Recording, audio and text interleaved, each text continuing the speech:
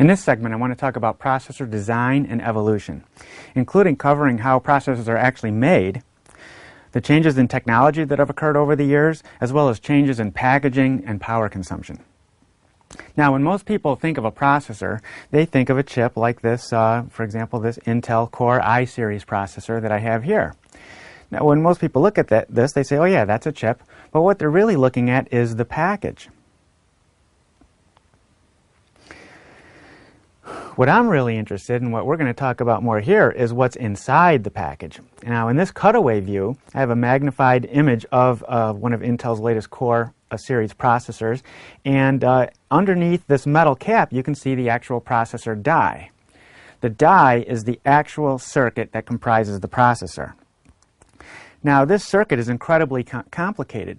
These circuits can have upwards of 1 billion or more transistors in them. So it's an incredibly complicated circuit. In fact, I would have to say the processor is one of the most complicated components that is manufactured by man today. So let's look at how these things are actually made. Well, processors, the raw material that go into processors is silicon. And I have an example of a chunk of pure silicon right here. Now, silicon is the second most abundant element on the planet. The only thing that we have more of is oxygen. One thing, though, silicon is rarely found in any kind of a pure form. It's mostly mixed with oxygen in the form of silicon dioxide, which most of us know as quartz or sand. So, in fact, sand is mostly silicon. So, many times you've probably heard that, electronic circuits are made out of sand, and that's largely true. So what happens is we take the sand, melt it down, and put it through a purification process until we extract the 99.999% pure silicon. Now, even that's still not ready to make chips out of. We need the silicon not only to be pure, but to be in the form of a crystal. So what happens then is the silicon, the pure silicon, is melted in a vat, and a seed crystal, like the one I have here, is dunked into the vat of molten material.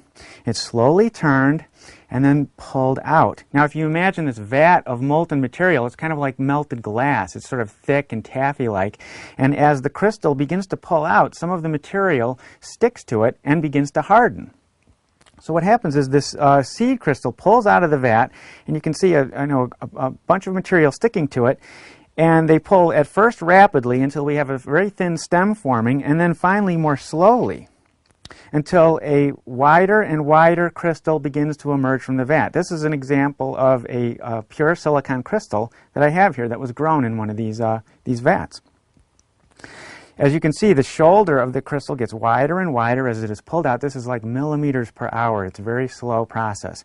Now, once the crystal reaches the diameter that is intended to be, then the process speeds up a little bit. It's pulled out a little bit more quickly until basically what we have is like a cylinder. Imagine a cylinder of this crystal material being pulled out of this vat.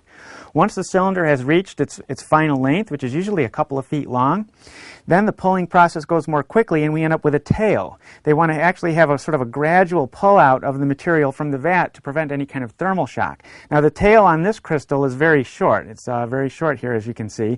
In fact, this was an aborted crystal process. Normally, the main body would be not just an inch here, but would be several feet tall.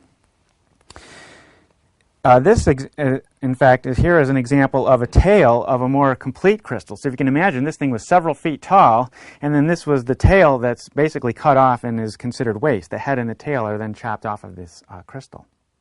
So now what we have is this cylindrical crystal of silicon, head and tail are cut off.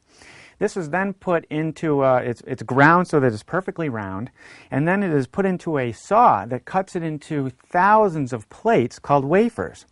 I have an example here of a wafer that was cut from one of these crystals. You can see that it's round and is very thin. It's less than a millimeter thick. Thousands of these usually come out of one single crystal. Now, the wafer would then be polished to an absolutely flat surface, better than most mirrors, a mirror polish. And then what we have is called a wafer, and this is the sort of the raw base building material for making chips. Now, what happens is the wafer is put into a process that's a photolithographic process. We take a mask, which is, you could call it like a negative, we shine a light through it, and we literally etch the various dye into the wafer.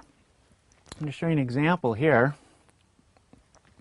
This is an example of a wafer that has 177 finished dye etched into it. As you can see, they're just one after the other, rows and rows and rows of them. One mask was used to produce this, or I should say one collection of masks, because each of these dye is not just one image that's put on this wafer. It's a stacked series of images, usually 20 or more layers.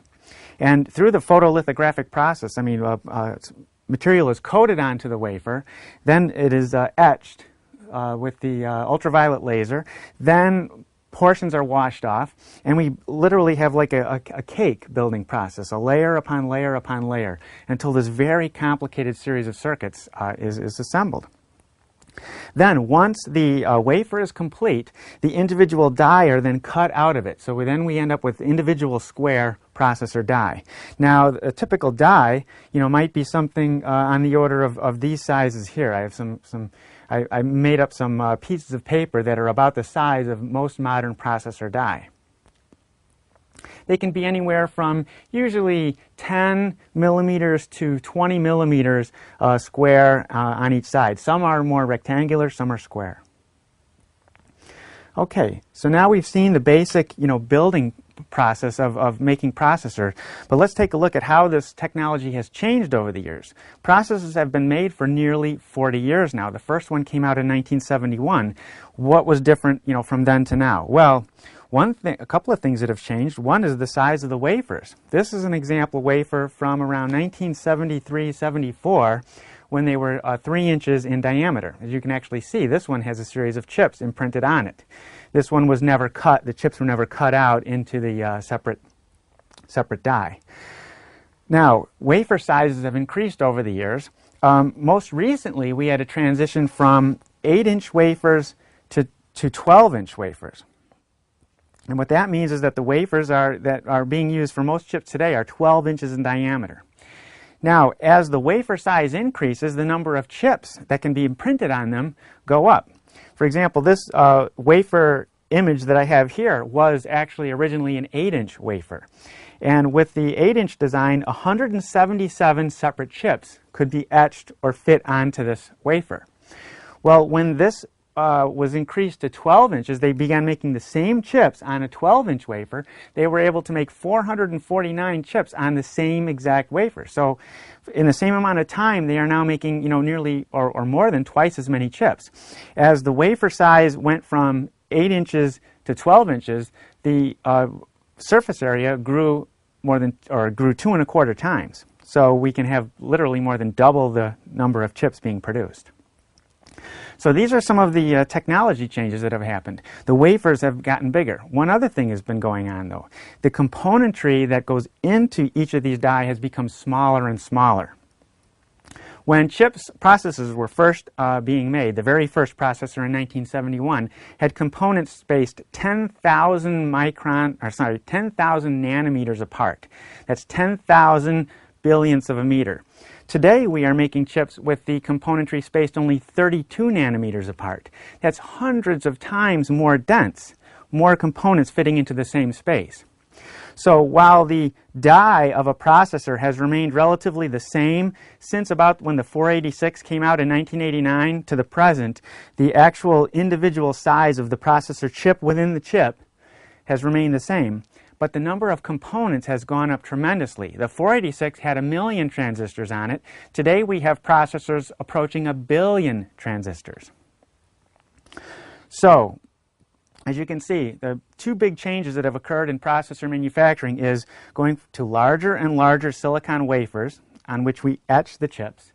And then each die, while the die has remained relatively the same size over the years, more and more components are being crammed into them. Now, let's take a look at sort of a timeline of processors over the years, PC processors especially, and look at how not only the processors have changed, but the packaging and cooling issues as well. I have assembled here nearly 40 years worth of processor history, I thought we could take a look at this. Now, in 1971, the very first processor that was introduced by Intel was called the 4004, and I have an example of that right here. Now, this is not an actual 4004 chip, but it looks like one. Real 4004s are actually quite rare and considered to be collector's items today. But this chip is exactly the same size, shape, number of pins, and everything as the original. Now, on it, I have a little white square. That represents the actual die size of the original 4004, the first processor. As you can see, it's pretty tiny by today's standards. Now, next to it here, I have an Intel 8088 processor.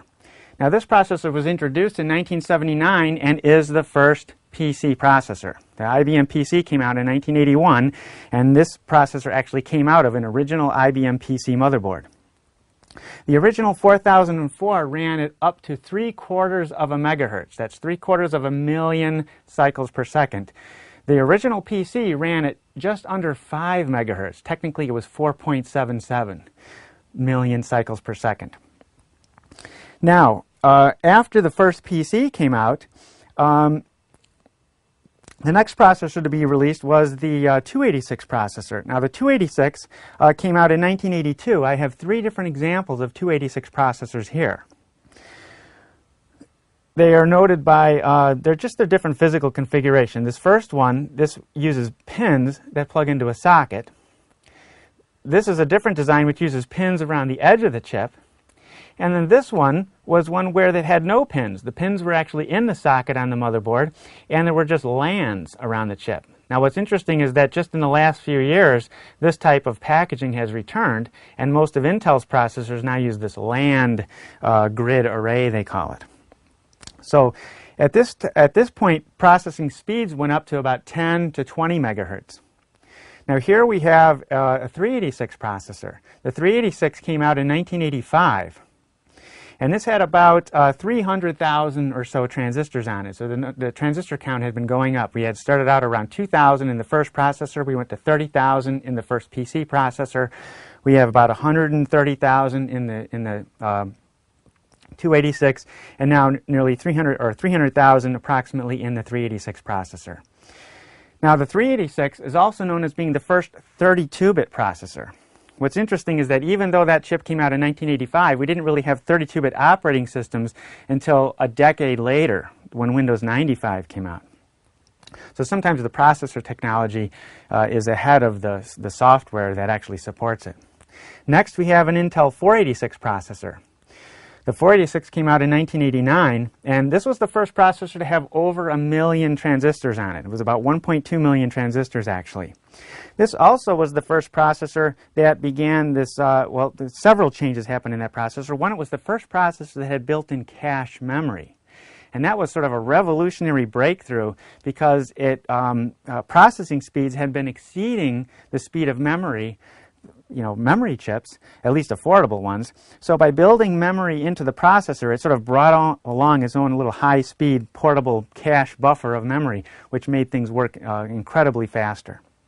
So the 486 was a breakthrough. Then we have here the 586 processor, which really wasn't called a 586, it was called a Pentium. The first Pentium came out in 1993 and had just over 3 million transistors on it. The Pentium was also, like the 386 and 486 before it, was a 32-bit processor. Now, that concept of cache I was telling you about, yes, the Pentium also had the cache built into it, but this was what we call level 1 cache. During those times, level 2 cache was still found on the motherboard, and therefore it ran at slower motherboard level speeds instead of higher or faster processor level speeds. So the next processor would change this radically. This was called the Pentium Pro, which is right here, which came out in 1995. Now, the Pentium Pro was really a revolutionary chip. For one thing, it's huge. It's physically probably the largest single chip I've ever seen. And the reason is because there's actually not one chip in there. There's 2. This, in fact, represents the actual die of the Pentium Pro processor, and if I set it on here, you'll see why this chip was rectangular, because there were basically 2 chips side by side. One of them is the actual processor chip, and it has its own built-in level 1 cache memory. The other chip next to it is a level 2 cache memory chip. Now prior to this, the level 2 cache had been on the motherboard. Now it was part of the processor, but it was still a separate chip. Now this dual chip in a package processor was very expensive to produce, so it wasn't very popular because it was expensive. So Intel was working on the problem of how can they make this type of a chip with the cache built into it less expensive. Well, what they came up with was the concept of a circuit board as a processor. Now this is actually a Pentium 3 processor, but the Pentium 2 and 3 both did this. In fact, these are really P6 or 686 processors, just like the Pentium Pro. And what we have is the actual processor chip here and then cache memory alongside of it. And what this allowed Intel to do was to literally buy cache memory chips from third-party suppliers, like the ones on this are actually from Samsung, and integrate them into a circuit board.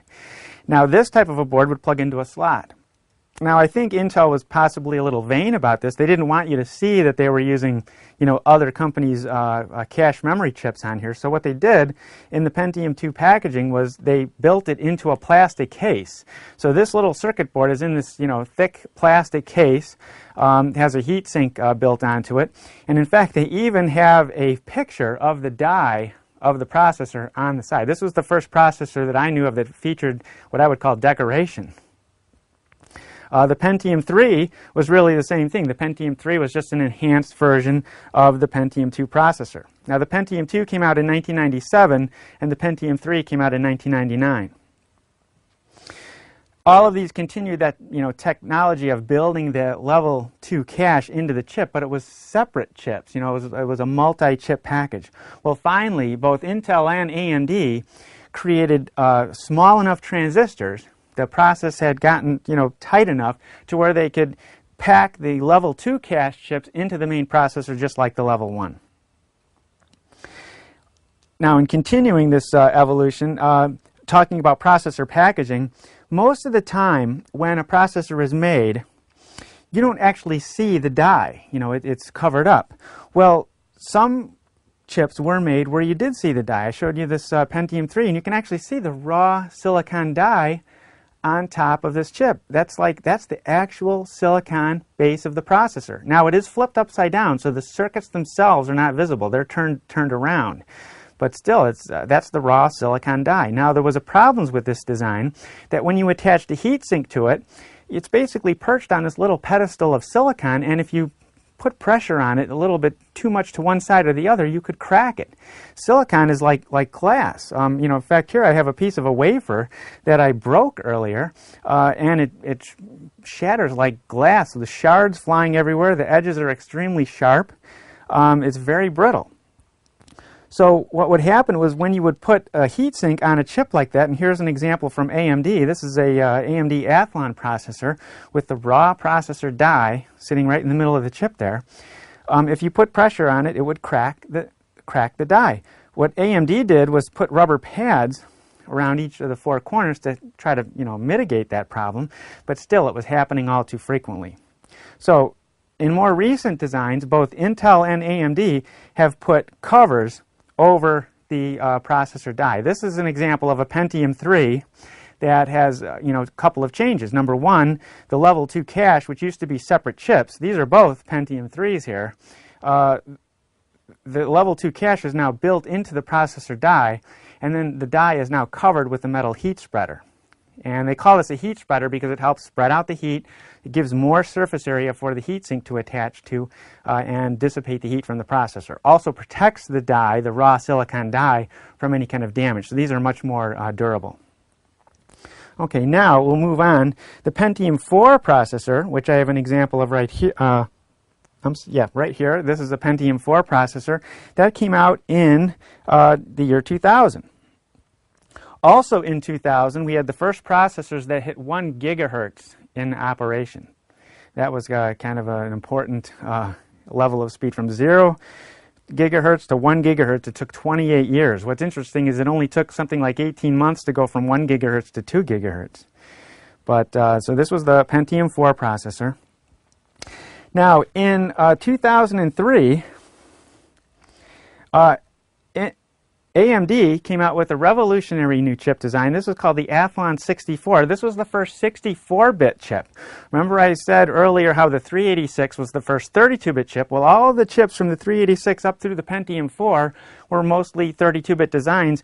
AMD, in this case, took the lead from Intel and created the first 64-bit design. And it was Intel who ended up copying this design and integrating it into the Pentium 4 and some of their other new Core series processors. So we now have 64-bit processing technology where the chip can operate on 64 bits of data at a time. So this was the Athlon 64, came out in 2003. Now it's interesting that it wasn't really until 2009 when Windows 7 was released that we had what I consider to be a mainstream 64-bit operating system. Yeah, there were 64-bit versions of Vista and Windows XP, but they were not what I would consider completely mainstream. Windows 7, on the other hand, is really the software jump to 64-bit. I think we're going to see most systems running in 64-bit mode with Windows 7. Okay, now, continuing on, this is an interesting chip here. This is a Pentium D processor, which was the first dual-core chip.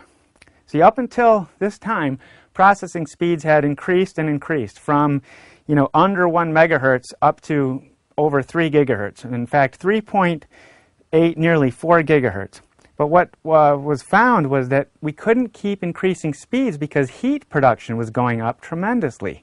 So rather than increase the raw speed of one chip, they came up with the idea of putting multiple chips in the single processor package and basically have multi-processing. So we could run, we're running multiple programs at one time, and now we have multiple chips to run these programs. So we effectively have a faster system. First we had dual core, now we have quad core chips. This last processor I have here is one of the Intel's latest Core i series, and this is a quad core chip. There are 4 chips in here. Now the first dual core chips were actually 2 single cores mounted side by side under the little heat spreader there, and just likewise the first quad core chips were 2 dual core chips mounted side by side. But as the processor manufacturing had evolved, they now make both dual core and quad core chips all on the same die. So as we've seen, the processors have evolved tremendously over the years in their physical packaging. We had what started out as very small chips. We went to larger chips. We went to even cartridges, if you want to call them that, because of the extra cache. But now the concept is to bring everything back onto the single die, and now even putting multiple cores. Now I thought we'd take another look at the cooling of these processors. Over here I have an example of the evolution of processor cooling over the years. Now, when the first PCs came out in the early 80s, they didn't even have heat sinks on the processor. Today, you wouldn't think of having a processor without some type of a cooling device mounted on it, but up until, in fact, the 286 and even early 386 systems, there were no heat sinks used on processors. The processor could just ran cool enough and only used a few watts that it wasn't a problem. But when we started getting past 33 megahertz, when we went to like 66 megahertz, 100 megahertz and faster, we started to require cooling. This was what was used on some of the early processors that required a heat sink, and as you can see, it's just a passive metal radiator. No fan or anything. There was enough airflow in the system to cool it. When we got to 200 megahertz, we needed bigger passive heat sinks. This was for about a 233 megahertz processor. But when we went past 233, we found that the airflow in the system wasn't sufficient. You either need a really large, metal heat sink, or you could use a smaller one and put a fan on it. So what happened was, instead of having something big like this, we had something smaller, but it had a fan on it. So this was around a 200 to 300 megahertz processor cooler. As we went up to 400 and 500 megahertz, the processing coolers got bigger, the fans got bigger. Over here, we're up to 1 gigahertz, 2 gigahertz, and then 3 gigahertz and beyond. As you can see now, what has started out as just a small passive little heat, cooling device is now a massive finned assembly with a large fan. Now you can tell that sometimes on many of the newer heat sinks, they also use a copper core. Copper is one of the best conductors of heat, much better than aluminum and many other metals. In fact, so a lot of processors are now, or heat sinks, I should say, are made using copper as part of the core. So as you can see, we've had a lot of changes occurring in processors over the years. They've gone from very small chips to, very large chips, cartridges. Now we have multi-core technology. The heat sinks to cool these devices have grown in size and complexity over the years. And all of this has taken place in the last 40 years since the processor first came out. All right, in this segment, I wanted to prepare the case for the build. Now, this is pretty much the case I purchased. It's the Enermax Vostok. It's just as I received it, and it's really not ready for me to use. I need to make some changes to the case and maybe do some upgrades in order to get this ready for the system that I'm going to build. Number one, I'm going to take out these quick install no-tool drive mount brackets because I'm going to use actual screws to mount the drives. I don't like these. They don't hold the drive securely enough for me. Now the case does come with an assortment of screws, which is nice. Most cases do. If they don't, you'll need to procure some screws. You can buy usually kits from different suppliers. This case also came with a fan and some other components, but we'll get to that. Now, in order to continue getting the case ready, I'm going to take out the power supply and remove the front panel. Now, in order to do that, I'm going to lay the case down on its side.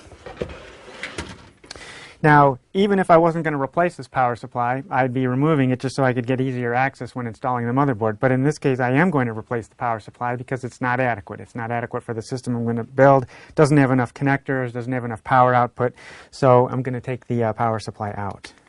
It's secured by 4 screws on the back. I'm going to simply remove them and take the power supply out of the system.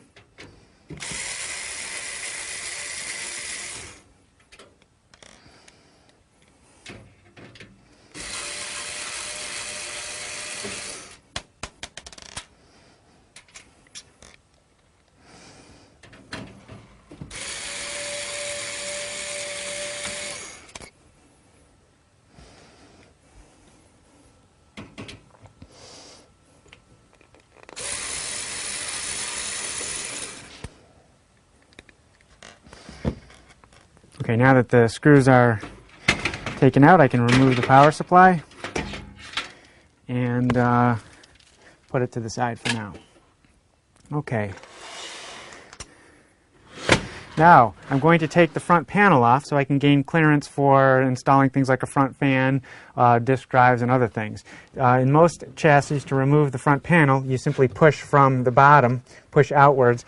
Sometimes you might want to look to make sure there are no clips that you have to release on the inside. This one you just push from the bottom, and the front panel comes off. Now I have to snake out these cables.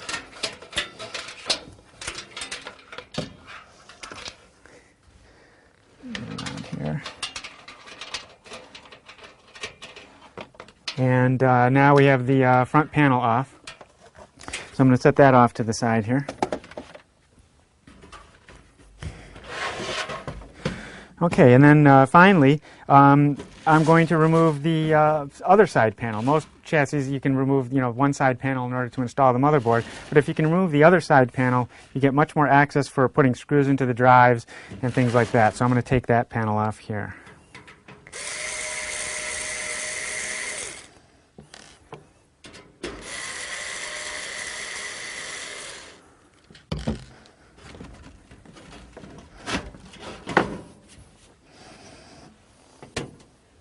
Okay, now we have a case really ready for me to begin assembling. It's as bare as possible. I've got the easiest access to everything. Now, a couple of other points to make. I said I was going to use a different power supply, so that's something you need to consider in advance. If you're going to use a different power supply, make sure you have it. I'm also going to use a different fan. Traditionally, the fans that just come with a case, even though this is a 120 millimeter fan, which is nice, it's a little bit noisier than I would like. It's also not necessarily a dual ball bearing fan or a hydrostatic bearing fan. So what I recommend is purchasing higher quality fans in order to install in the case when you assemble it. So at this point, we're ready to continue the build process by installing the motherboard and other components. Okay, now I'm ready to install the disk drives and the cooling fans. Now, I had mentioned previously that because I'm going to be installing 4 drives in a RAID 1.0 array, with 4 drives in close proximity at the front of the case, you can get a little bit of heat there. So I'm going to add a cooling fan to the front of the case. I'll also install the cooling fan into the bracket in the back of the case. Now, let's do the front fan first. In order to do that, I'm going to take a 92 millimeter fan that I had purchased separately, and I need to make sure that I've got the airflow flowing into the case in this front fan. So the arrow direction is this way, and I'm going to set it into place and use some of the fan screws that came with the case in order to secure it.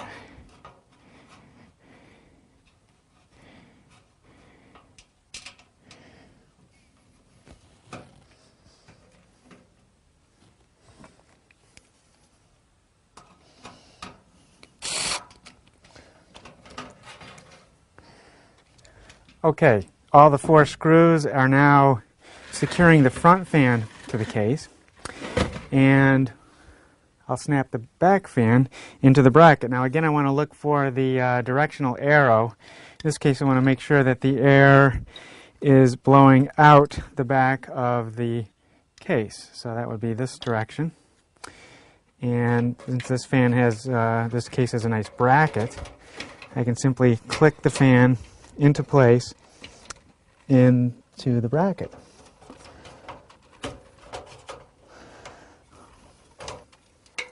Okay. Okay, the fans are secure.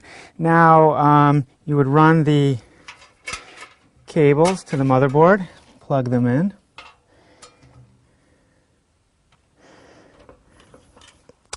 Like so.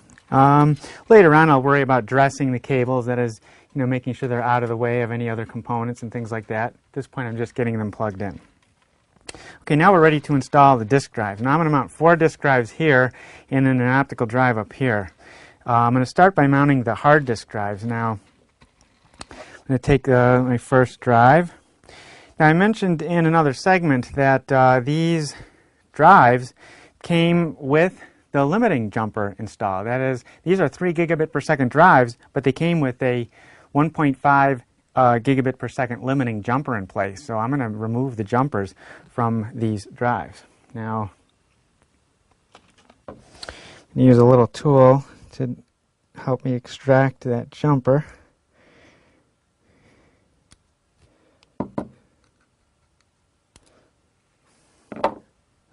They're very tiny little jumpers.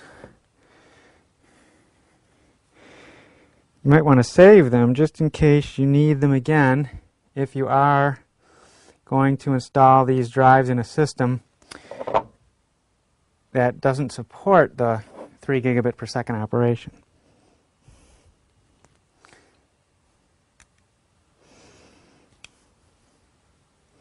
Okay, now those jumpers are removed.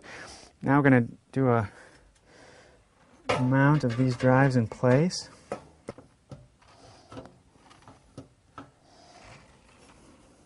Okay. And you want to slide it until the screw holes line up, and then begin inserting the screws. So what I'm going to do is I'm going to slide all of these drives into place and install all the screws, and then we'll see what it looks like when it's complete. Okay, there's the last screw for the hard drives. I've now got 4 hard drives mounted and 1 optical drive, and I used 2 screws on either side of the drives, which mounts them very securely and also makes the case more rigid and improves thermal transfer between the drives and the case. So anyway, those are all mounted. Now I need to cable up the drives, and then I can finish install the power supply. Now, all of these drives are SATA drives, so I've got 4 cables for the hard drives, and I've got 1 extra cable for the optical drive. So they are going to plug in here.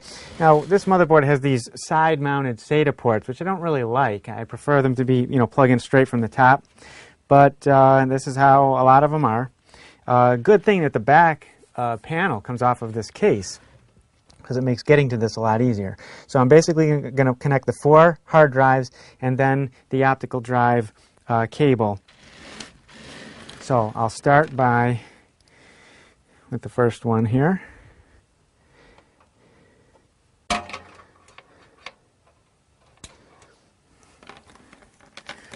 Get all these cables plugged in, and then we'll connect them up to the drives. There, I've got the last cable plugged in. All the drives are now connected to the SATA ports on the motherboard, as is the optical drive up here. As you can see, again, being able to remove the back side of the case really helps with routing these cables, getting them out of the way. It's going to make for a very neat appearance on the front side, and very clean routing. So now, at this point, I need to install the power supply. So that's going to be next. Now, in order to do that, we have to lay the system down, get my power supply, which I have here.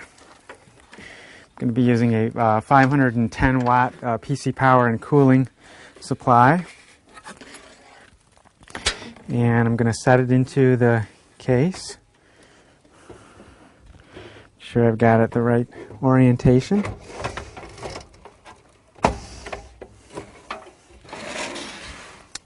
And get it to line up with the screw holes, and then I will put in the screws.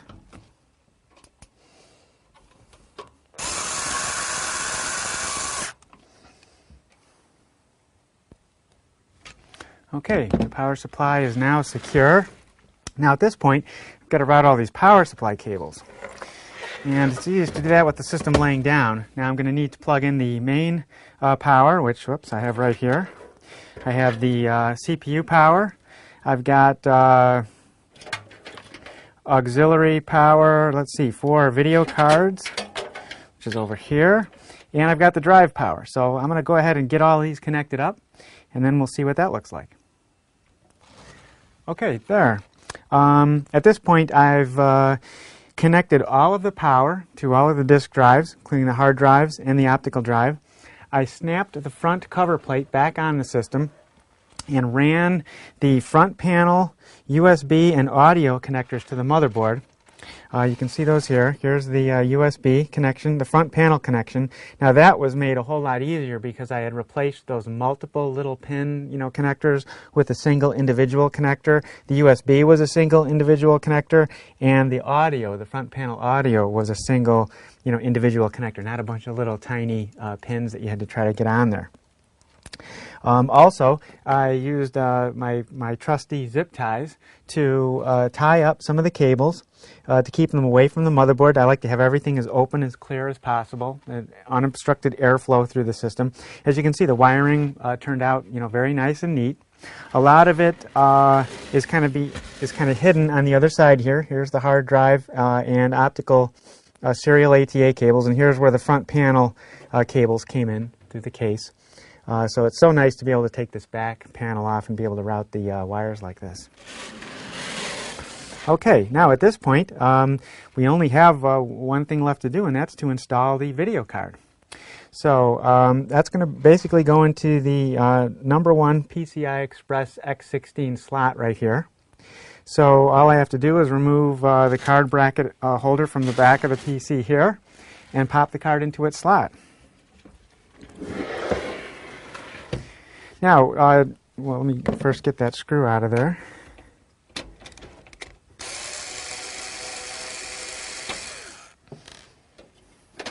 Take that off. Okay, now I wanted to make a point about this video card. I mean, I like a high-powered video card as much as anybody, but I can't stand the noise and failure-prone small fans. A lot of video cards have small fans on them, and they very easily clog up and are very failure-prone. So this is what's called a passive heatsink cooled video card. It has a heatsink on it, but it uses no fan. So it relies on the cooling in the system to pull enough airflow over this to keep it cool. Now, because it is a no-fan video card, it doesn't require extra power. So although this power supply had extra, PCI Express video power connectors, it could drive a very high-powered video card, this will not need that. So basically, all I'm going to do now is install the card in the slot. Now, as you can see, I've removed the bracket from the slot here, so the back of the machine, so I can line this card up with the slot, make sure it goes in straight, and pop it into place. Now, once it's installed, I can then lock it down with the card holder here.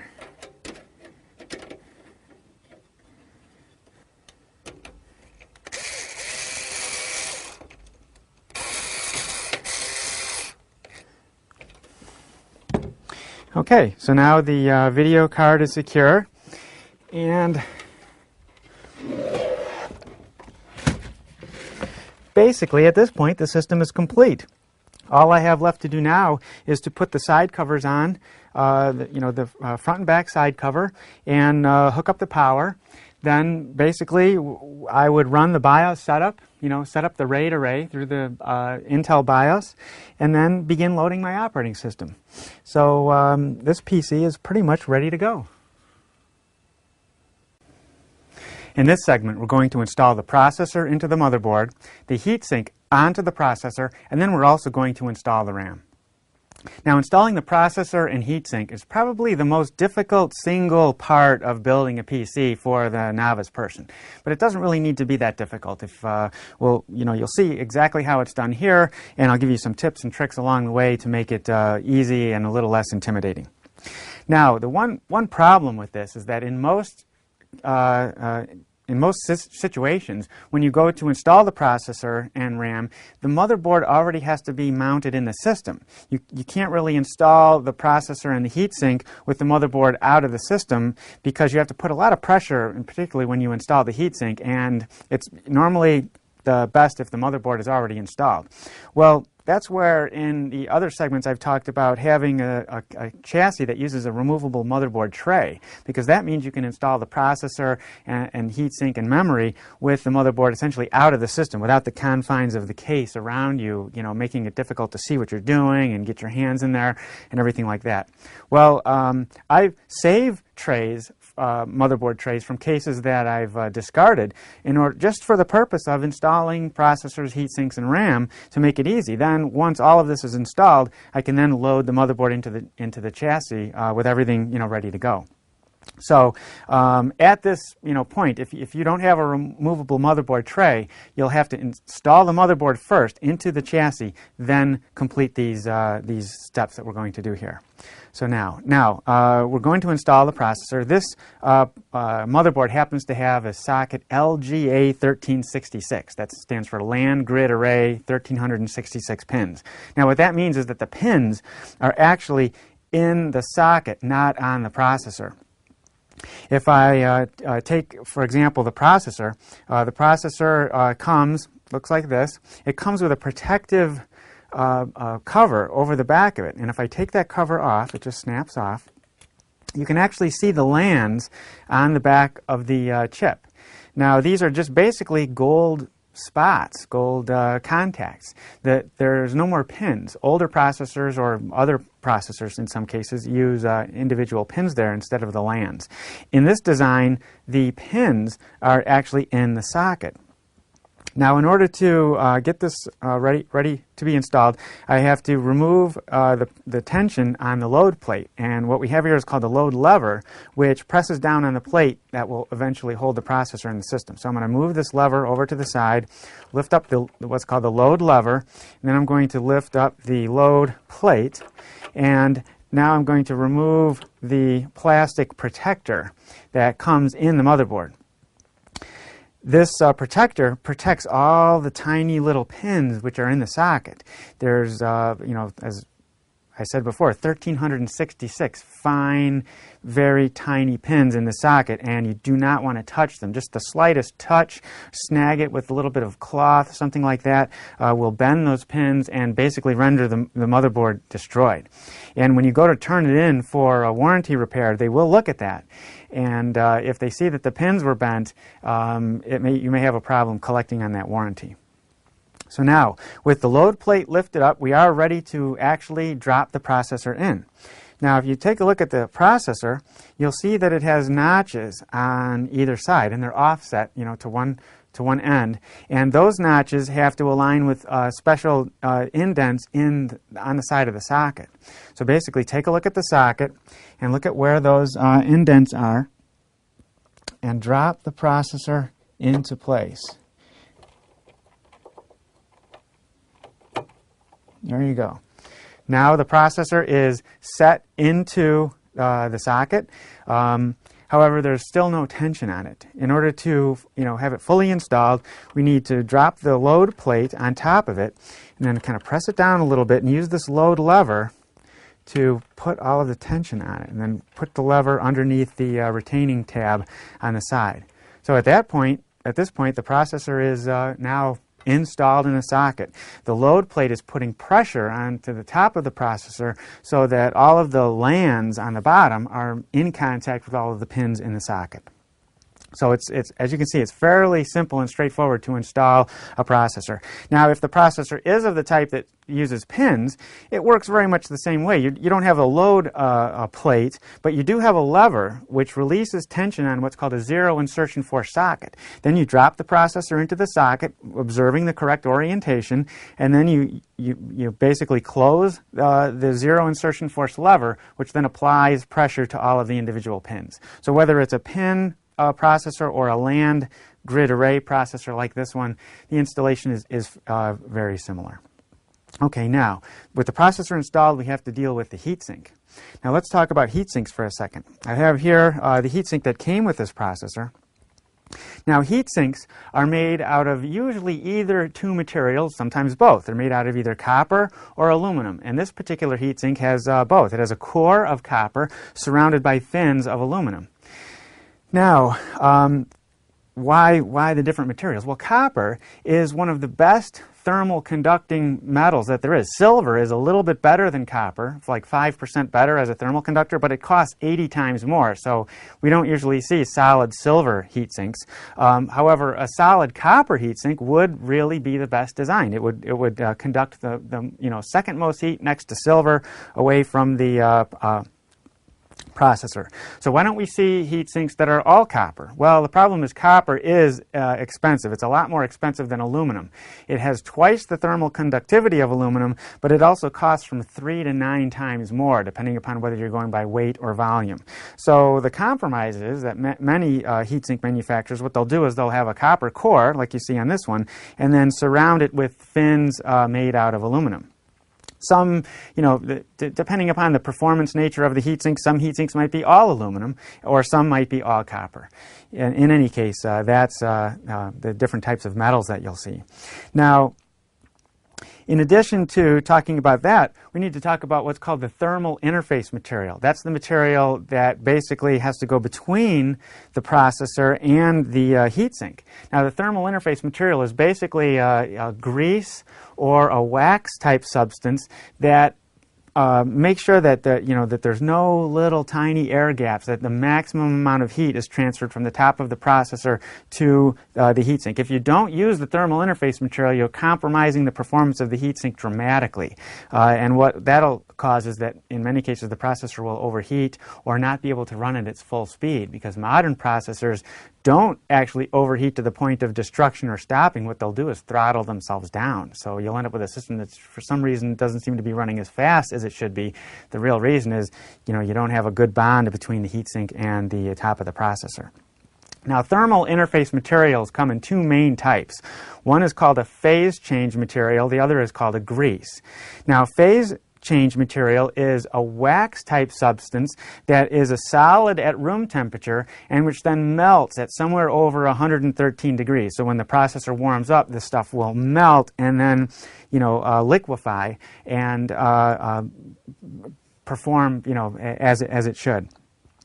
When companies like Intel and AMD deliver their boxed processors with the factory included heatsink, what they will do to minimize, or to make the installation as easy as possible, they will pre-apply a phase change type thermal interface material to the bottom of the heatsink.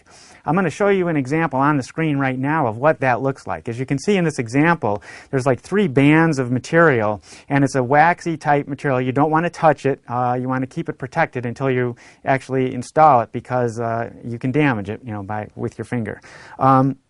Once the processor is first powered up, that stuff will melt, and then it will ooze to where it covers the entire top of the processor. Now, with any thermal interface material, once you remove the heatsink, you have to take that thermal interface material and discard it. It has to be cleaned off. Usually you can clean it off with a paper towel. You can also, sometimes you need alcohol to help dissolve all of it. You want to clean it off the top of the processor and the bottom of the heatsink. Every time you reinstall a heatsink, you need to use new thermal interface material. And since, as an individual, I can't really get the phase change stuff, the only way you get that is pre-applied, we have to use what's called a thermal grease. Now, thermal grease usually comes in packages like this. Here's a package of what's called Arctic Silver, and this is enough for probably hundreds of applications. I couldn't, there's enough in here to install 100 heatsinks on 100 processors. Sometimes when you buy a heatsink, it will include a small amount of thermal interface material like this, a small little, this is good for, maybe 1 or 2 applications. They just give you enough that you can get it properly installed at least one time. Now, this stuff is a grease. Now, what are the differences between that phase change material and the grease? Well, the grease has a couple of problems that the phase change material doesn't have. One is called pump out, and the other is called dry out. Now, pump out refers to the fact that as the processor, as the heatsink sits on top of the processor, there is slight movement due to just different thermal coefficients of expansion, contraction, vibration, and eventually this movement kind of pushes the grease out. It kind of extrudes, it oozes out from between. So eventually, there's not an insufficient amount in there. The other thing that happens is it dries out. The grease has like a silicone, usually oil, to suspend the thermal material, and eventually it can dry out. So those are some of the drawbacks of the grease, and that's why the manufacturers like to use the phase change material. Now, I've had people buy, processors that come with heatsinks and scrape the phase change material off, never even using it, thinking that the grease is better.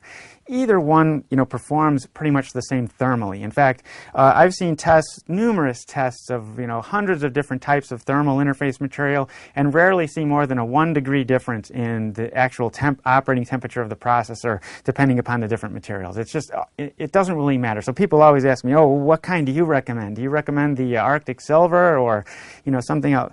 I recommend whatever you have. Just use whatever you have. As long as it's properly applied, it's going to work properly. So, in this case, we've removed, I had already installed this heatsink once and had removed it. So now I need to reapply the thermal interface material to this processor. Now, in order to do that, I usually like to use a plastic or rubber glove in order to smooth the material out. So I'm going to put that on here. And I'm going to use this Arctic Silver material. And you're basically just going to put a blob of the stuff on the top of the processor. Not a whole lot, actually.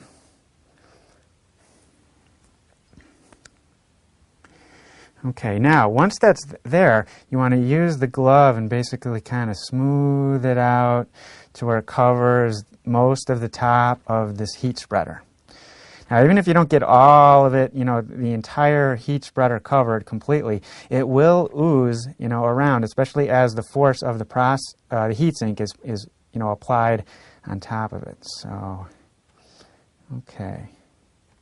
As you can see, I've got this stuff pretty well smeared over the top of the heat spreader. Now I can take the glove off. Don't need that anymore. And we can actually install the heatsink on top of the processor. Now, Intel heat sinks are noted by these 4 push pin retainers, and they have arrows on them that what's kind of funny is that when you install the heat sink, the arrows have to be turned, or the knobs, the top of these retainers have to be turned the opposite way of the arrow. So I'm making sure that all those are turned in the right direction. It's a common mistake that, people look at that and see the arrow and think, oh, well, I have to turn it. That's actually for the removal of the heat sink. So make sure these are all with the proper orientation.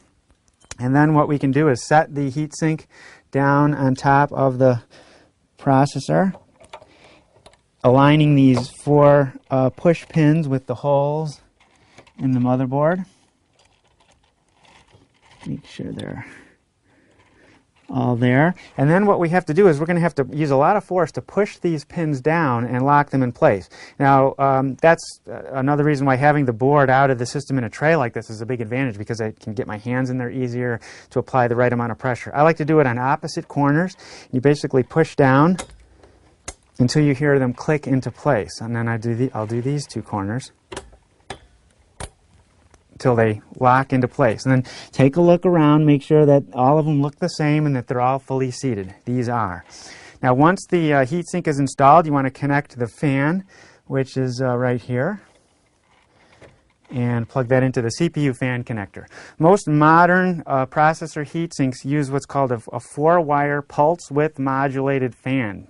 And what that 4th wire does is basically it enables an infinitely variable fan speed control. So when you first turn it on, it'll start out slow, it'll spin very slowly. As the processor heats up or warms up, the fan will run faster and faster in order to maintain the proper cooling. So, as you can see, installing the processor and heatsink in this type of a motherboard is not that difficult. That's ready to go. Now, to finish this up, let's install the memory, the RAM in this system. Now, the memory is going to be installed in these sockets here. Now, this uses a triple channel memory, so we were installing memory modules in groups of 3. And you can see 2 different sets of 3 sockets here. There are there's 3 white sockets and 3 blue ones. Now, according to the manual for this motherboard, it says we need to use the white sockets first. That's the first channel, and then first set or bank, and then the blue sockets are the second. So since we only have 3 modules, we're going to install them in the white sockets. So I'm going to move these retaining tabs out to the side on the white sockets.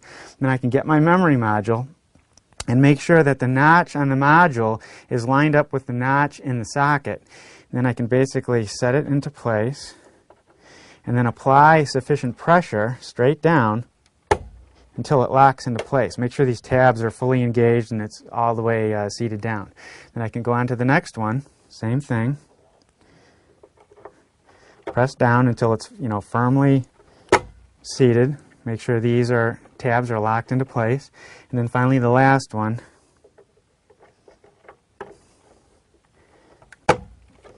And again, make sure they're all in place. You might want to take a closer look, make sure that all the modules do seem to be fully seated. We don't want them on an angle at all.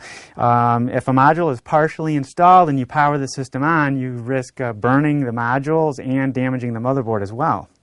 So at this point now, I have the processor and heatsink installed. I have the memory installed. I can now take the motherboard out of this tray and then install the fully loaded motherboard into the system. Now I'm ready to install the motherboard in the case. Now, in order to do that, first thing I need to do is make sure that I've got all the proper screw hole positions. What we have here is 9, 1, 2, 3, 4, 5, 6, 7, 8, 9 standoffs or mounts in the case that match the 9 holes on the motherboard.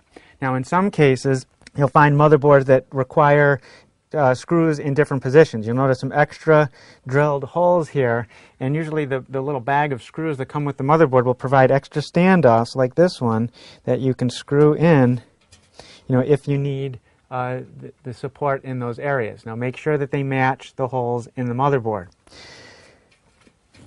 So in this case, the existing 9 holes are exactly what's correct for this board. So with that taken care of, the other thing I need to attend to is the I/O plate that's mounted on the back here. This is the I/O shield, they call it. Now the case comes with one here, but this one doesn't fit your motherboard, so you're going to basically have to break this out, and it's usually just there we go, piece of thin metal. Take that out, and then you need the one that comes with your motherboard. And what you're going to need to do is to press that into place inside the case.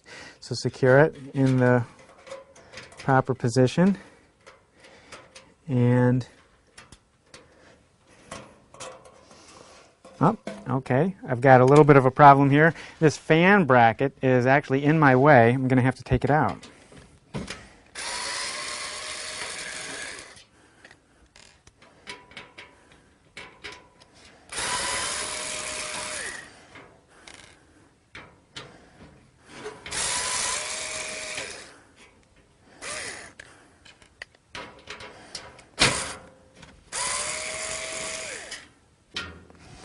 Okay, with the fan bracket out of the way, I can now successfully mount the I/O shield. It basically just sets in the opening here, then you kind of push it into place until it kind of clicks in.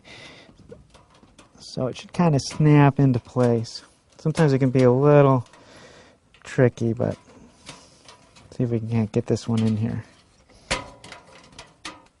Okay, now I've got the I/O shield successfully mounted in the case, and I'm ready to actually install the motherboard. So to do this best, it's easiest if you lay the case down and basically kind of load the motherboard in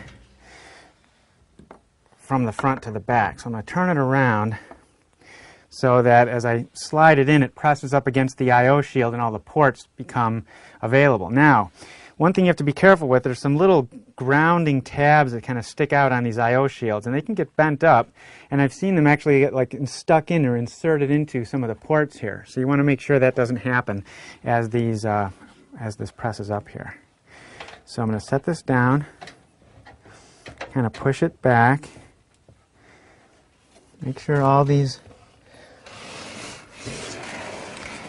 connectors are lining up. Oh, I've got a little bit of a problem right there. Okay, this particular I/O shield has holes for two different network cards. I need to bend this one up so that the network card port on this particular board is visible. Okay, now we can try that again.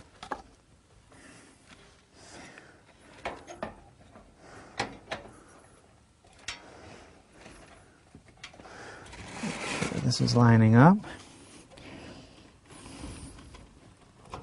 Okay, all the ports seem to be lining up.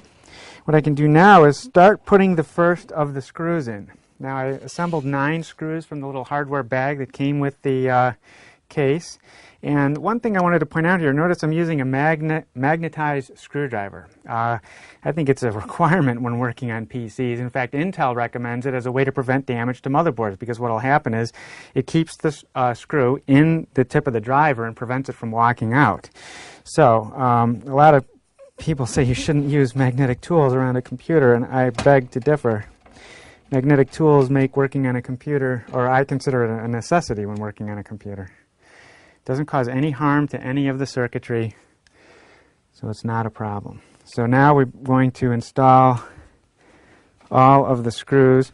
Sometimes I like to just start them manually and then use the electric screwdriver to tighten them. I like to get them all just started.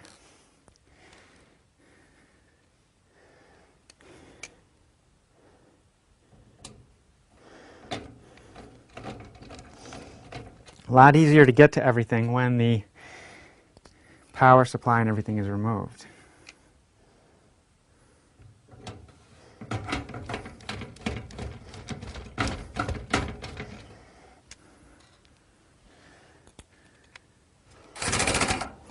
Okay. Now, if you're a little uncomfortable with the electric, don't hesitate to just use a manual screwdriver. The last thing you want to do is have the screwdriver walk out of the screw and go tracking across the motherboard, cutting traces. So, at this point, we now have our motherboard installed in the case. And you want to double check here on the back to make sure all the ports are free and visible, and none of those little grounding tabs have sort of jammed their way into any of the ports or anything like that. And it all looks pretty good. So at this point, our motherboard, processor, and memory are installed. In this series of segments, we're going to build a PC from scratch. Now, I've started by laying out all the components I'm going to use, and let's go over a few tips and tricks before we get started. Now, number one, to do things by the book, you should wear an ESD, electrostatic discharge protective wrist strap. So I'm putting that on here, and I have it connected from my wrist to an anti-static mat onto which I've laid out the motherboard, video card, processor, and RAM. And then another jumper goes from the mat to the case, where I've got it clipped to an unpainted area on the chassis. Now, while I actually build this system in the interest of having things, be viewable better by the camera and in the interest of saving time, I may not use it. But take it from me, it's a good idea to use these components if you're building your own system. These components are these parts are expensive, and you don't want to risk damaging any of them due to a static discharge.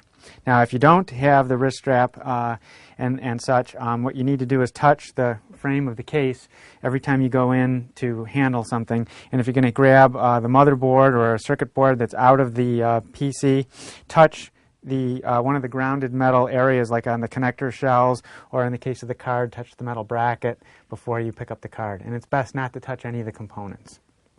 Processors will come with a protective covering the pins or leads, and you want to keep that on until you are ready to install it. So I've got all my parts laid out, everything's ready. A couple of tools that I'm going to need. I basically do almost all of my work with an electric screwdriver.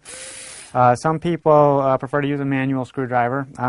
That's fine. It just may take a little bit longer. With an electric, you do have to be careful. In some cases, you don't want the bit jumping out of the screw head and, trekking across the motherboard, causing damage and things like that. So that's one thing. Also, if your heatsink doesn't have pre-applied thermal interface material, you're going to need something like this, which is some thermal grease, in order to put on top of the processor to better transmit heat to the heatsink.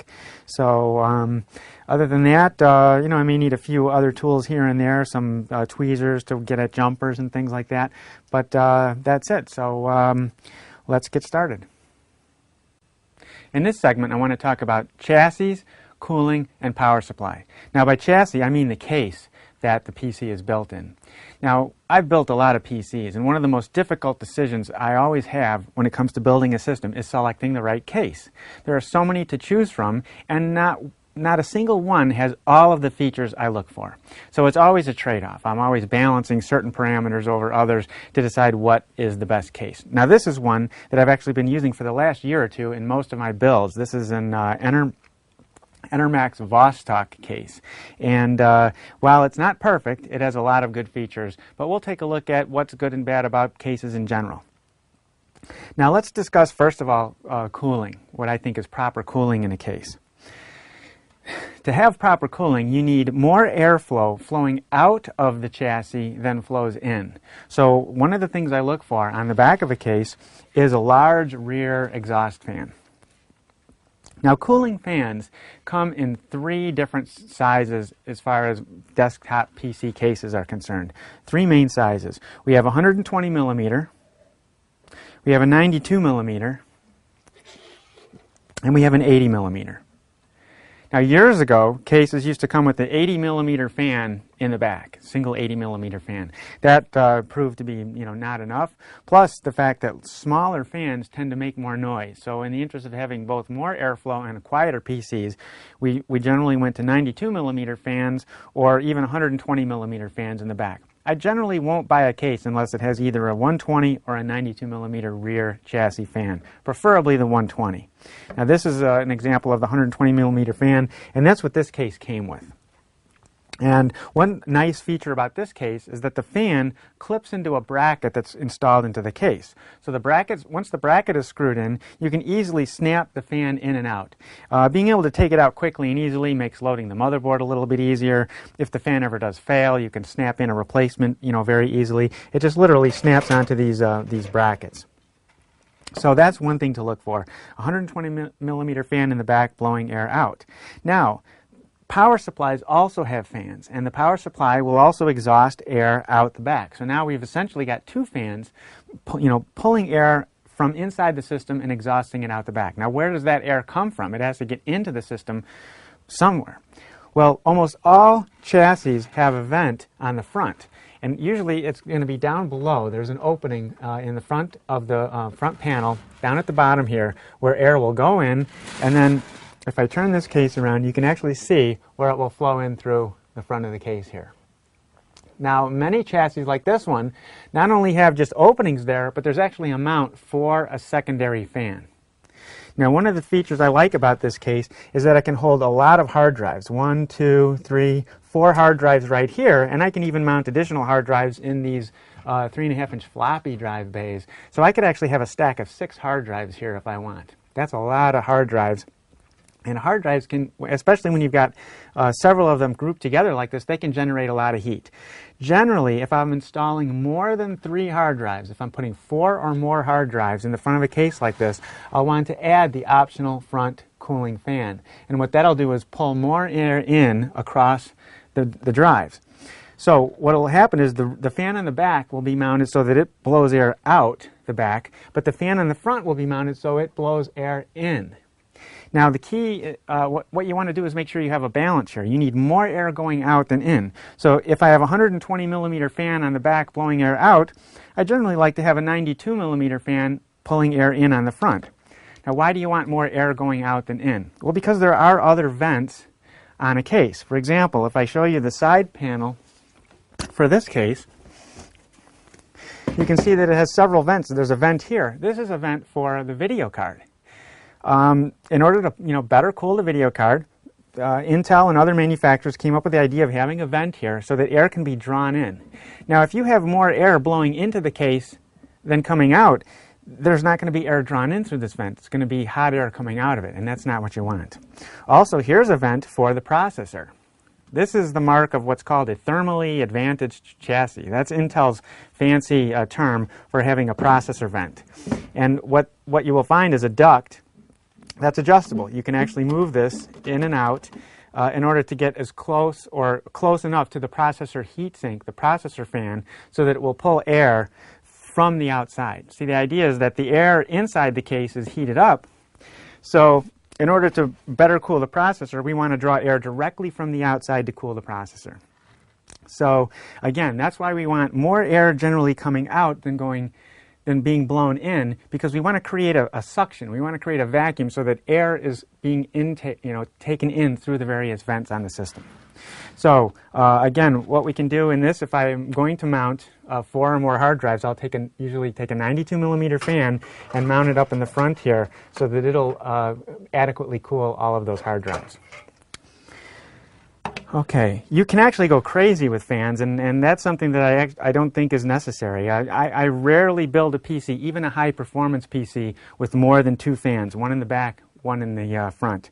Of course, you can consider the fan that's on the heatsink for the processor. That's another fan, and there's one in the power supply. So all told, there are 4 fans in the system, but I'm talking just about the chassis fans. Okay, so the general airflow in the system is going to be from the front, across here, up and out the back, and we're going to be able to cover the motherboard, the processor, video card, through all of the other vents in the system. So from a cooling perspective, this case is very well designed. All right, what other things do we look for in a case? Well, one nice thing to have in a case, which this case doesn't have, is what's called a motherboard tray. That's a removable tray like this, which you would mount the motherboard on, and then insert the mounted motherboard into the case. Having a tray like this makes it a little bit easier to install the processor and heatsink and memory, because you do all that with the motherboard out of the system. If you don't have a motherboard tray like this, then technically you have to put the motherboard in the system before you install the processor and memory. And it can be a little bit difficult because you've got this, the side walls and the bottom and the top, and you can't really see as well. Well, as a compromise, what I've done is I've saved motherboard trays like this one. I've saved from another case that I had discarded years ago. And so what I'll do is I'll temporarily mount the motherboard on this tray, install the processor, memory, heat sink and such, and then I can take it off of the tray and install it in the case, and that makes things a whole lot easier. So that's one little tip there for you. Because unfortunately, finding a case with every single feature you're going to want, like a motherboard tray, is not going to be always possible. All right, what else do we look for? All right, well, this is something that may seem like a good thing, but actually ends up not being that good, and that is these quick-release drive mounting mechanisms. The idea here is that you would be able to, like, literally turn this, take this off, slide a hard drive in, put this in, and lock it into place that easily. It's a no-tools hard drive mount. Here we have two no-tools mounts for optical drives. You can just slide the drive in and quickly latch them in with these plastic attachments. Well, the problem is they don't really mount very securely. They allow the drive to move a little bit, and you end up getting rattles and noise. And without the secure mounting, without screws going in through the case, through on either side, you lose a bit of rigidity too. So every time I used to like these kind of things, but anymore I take them out and discard them, and I mount all of the drives with screws. It does take a little bit more time, but I think you end up with a more securely mounted set of drives. The cooling is better because they're more directly attached to the metal of the case, and it just seems to work out better. Now here's another feature which some may find as a drawback, but I actually think is a bonus. This case is made of very thin metal. It's very lightweight. Now, some people think, oh, I want a heavy case. I used to be in that of that mentality myself. I wanted the thickest steel, heaviest case possible. Well, after carrying enough computers around for years, I've decided that, a lighter case is better. And that's another reason I like to screw all the drives in. With all of the drives screwed in, the whole rigidity of the case is greatly enhanced. So what was a lightweight case becomes a strong lightweight case. So I'm actually a big fan of the thinner, lighter cases. Yeah, if you drop it, it's going to bend or dent, but you really shouldn't be dropping it. So what else do we look for in a case? Well, this is one of my biggest problems with cases in general, and I think it gives especially novice builders the most trouble, and that is the front panel connections. You know what I'm talking about. I took this off of another case. Most cases have, you have a reset button and a power switch that are mounted on the front, plus you have a hard drive LED and a power LED. How do those things get connected to the motherboard? Well, if you've ever built a PC, I'm sure you've seen these, you have these 4 different connectors. They're 4 little 2-pin connectors. And some of them are polarity sensitive. The ones for the LEDs have to be in the right polarity or the LED won't light up properly. And it's easy to miss pins. Plugging these in is the bane of PC builders everywhere. It causes no end of trouble. You can't see what you're doing, because you have to do this with the motherboard already installed. You can't do it with the motherboard out of the system. Now, if you've ever seen cases from companies like Dell, Gateway, or, in other words, pre-built, mass market PCs, you'll note that they almost always have cases with front panel connections that have a single connector. This is a one keyed connector that makes all of those connections at the same time. Now, believe it or not, Intel created a standard for this front panel connector more than 10 years ago. In fact, I think it's like 15 years ago now. And almost all any motherboard that I would ever buy anyway, follows this standard and has this standard type of connector. So the need for these individual pins it's ridiculous. So what I do, in fact, what I did with this case did not come with this connector on it. It came with an arrangement just like this. What I do is I take these individual 2-pin terminals off. I purchase a single 10-pin connector like this. You can buy this from a company called Frontex. That's frontx.com. They sell these individually. You can also buy them in bulk from any electronic supply house. And I simply insert the pins. I don't even have to cut the wires or do anything with the terminals. These are the same terminals that go into this connector, and I simply insert them in this connector in the right sequence and right order, and you find the documentation for that in my book. And then, after just a few minutes of work with this, from that point on, I now have a single front panel connector on my case. So anytime I remove the motherboard or have to plug it back in, it's one single keyed connector, very easy, nothing to mess up. That is a tremendous tip. Also, I look for, this one has a front panel USB connection right here. Make sure that's a single connector like this. In many cases, you'll find those are multiple connectors as well, which is totally unnecessary because that is a standard. And then likewise, here's the audio connection for the front panel. This case has, like many do, speaker or headphone and microphone jack and USB on the front. And motherboards have connections for those. They're an industry standard, so you want a single connector to plug in, not a bunch of little connectors like this. That's a nightmare. All right, so what else do we look for in a case? Well, cases, generally when you buy a case like this case, I believe costs like $50 or $60. The power supply that comes with a case like this, if it does come with a power supply, is usually not necessarily the best type of power supply. For example, I'll note a couple problems with this one. This power supply that came with this case has literally one SATA serial ATA drive power connector. Now I plan on installing 4 hard drives in this case, and I could fit 6. I'm not going to be able to power 4 or 6 hard drives with a single connector like this. Now you can get adapters. Here, for example, I purchased a what's called a Molex 2 serial ATA power adapter, and I can plug that in, and now I have another serial ATA power connector. I guess I could get a couple more and use these, but we simply don't have enough drive connectors, period. There's only 2 more, and I have 4 hard drives plus an optical drive that's going in here.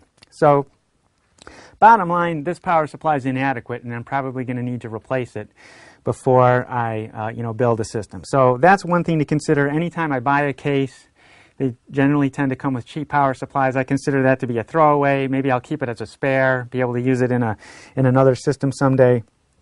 But I'll probably replace it with something else. Now, when you go to replacement power supplies, you need to make sure that the power supply you're purchasing has the proper connectors for not only the drives you want, like for example, you need, if you're going to install 5 serial ATA drives, you're going to need 5 serial ATA power connectors. You also need to make sure that it has the right main connector for the motherboard. Now this one has a 24-pin connector, which is what most motherboards use today. So that's a good thing. And this one also has the 4-pin CPU power connector. Now the 4-pin CPU power connector is what most motherboards use. But it just so happens the motherboard I'm going to put in this system has an 8-pin CPU power connector. Now you can actually plug the 4-pin into the 8-pin, but if you use a high enough powered processor, it's not going to have adequate power. So what you'll want is to find a power supply like this one. This is a bigger, heavier duty power supply I have on top here. And this one has an 8-pin motherboard CPU power connector. You can see the difference here, 8 pins versus 4. Now you can get adapters to turn the 4-pin into the 8-pin, but that doesn't provide more power. So the idea is that if you need a bunch of adapters to make your power supply work with what you have, you probably don't have an adequate power supply to begin with. So while an adapter here and there is okay, if you start using adapters for everything, it just means you don't have an adequate power supply. Now another thing to look for is many video cards require their own power, and those come in the form of a 6-pin power connector. So this has what is called 2 PCI Express video power connectors, so I can run 2 high-powered video cards. If I was going to do an SLI with 2 video cards running simultaneously, this would be able to power that. So in fact, video cards can be one of the most power-hungry devices in the system. There are some video cards that consume more power than entire motherboards and processors do. So keep that in mind if you need a higher output power supply. Now, I know power supplies are rated in watts, and more watts is better in general. However, not all ratings are the same. Not all manufacturers are honest about their ratings. One of my favorite power supply manufacturers is PC Power and Cooling, and their ratings are rock solid. So when they say it's a 500 watt power supply, that's exactly what you get. I've seen 500 watt power supplies from cheap manufacturers, which I would take a 250 watt power supply over that so-called 500. They're so cheaply made. So we want to make sure we have, as I said, the adequate power to power the motherboard, video card, all of the drives in the system. Now, one point about power supplies. The ATX standard calls for a power supply that's 140 millimeters deep. But there is an auxiliary to that standard that allows the power supply to go as deep as 180 or more millimeters. And this is an example of the deepest type of power supply. These are called EPS power supplies. And as you can see, this power supply would actually fit in this case. I could take this out. The screw holes and everything are identical. 4 screws hold this in. The same 4 screws would hold this one in. The only issue is that I need to make sure that the case is long enough so that the optical drive will fit in the front. And in this case, as in most of them, it actually will. Most of the optical drives are shorter these days anyway, so there's adequate room between the end of the power supply and the optical drive. So that's an issue. If you want to use a really high output, this happens to be a kilowatt, 1,000 watt power supply, probably overkill for most things. But if you have one of these deeper so-called EPS power supplies, you'll want to make sure that you have room. So that's something to consider there. Now, if you are using a new power supply with an old motherboard, in some cases there are adapters that can handle that. These power supplies typically have 24-pin connectors. As you can see, this type of adapter will adapt it to a 20-pin, which is what the old motherboards used. Now, in many cases, you can actually insert the 24-pin connector into the 20-pin connector on the older motherboard and have 4 pins hang off. They will literally hang out in space and not cause any problems. But in some cases, there are components that interfere. So that's something that you may have to deal with. So with all of these things in mind, we've taken a look at cooling, tips on cooling. We've made sure we've got the right features in our case, and we want to make sure we have adequate power to power the motherboard and the video cards and hard disk drives and everything else we're going to put in the system. In this segment, I want to discuss hard disk drives. Now, in looking at modern hard disk drives for desktop systems, we basically have 2 main choices today, and most of the time it's not really even much of a choice. In front of me, I have 2 3.5-inch hard disks. One is of the older parallel ATA configuration, and this one here is of the newer serial ATA configuration. Now, virtually all systems you'd be buying or building today would use serial ATA drives, but I just want to point out a couple of differences and one tip also about the newer serial ATA drives. As you can see with the older parallel drive, the reason it was parallel is because it had a multi-pin connection. It had 16 bits actually of data going down this cable simultaneously, and that was a parallel transfer. On the newer serial ATA, we have only a 7-pin cable, and literally only 1 bit at a time is sent down the wire. So obviously with the serial ATA, you can see that the cable is much smaller and easier to handle. It's not this wide ribbon cable.